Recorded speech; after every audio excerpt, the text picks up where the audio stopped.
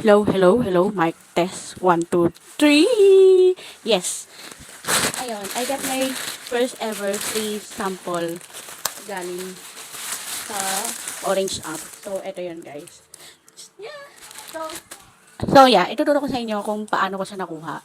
Ang dami-dami ko na talagang ni-request na free sample sa Orange app, but wala talagang pumapasa. Ito lang.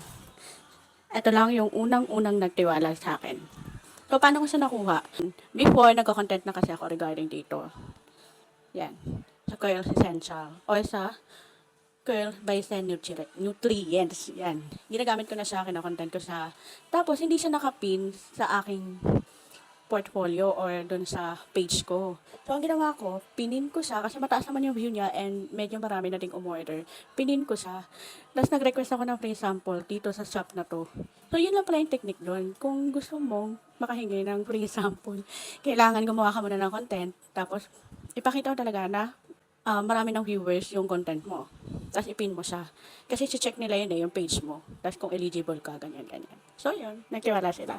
So ganun din yung gawin nyo kung gusto mong makakuha ng free sample. Kung gumagawa na kayo ng content doon sa shop na yun, ipin nyo siya. Kasi 3 pin yun, di ba? Ipin nyo siya. Pakita nyo na gumagawa talaga kayong content. Tapos may view, may order, ganyan. Approve yan. Promise.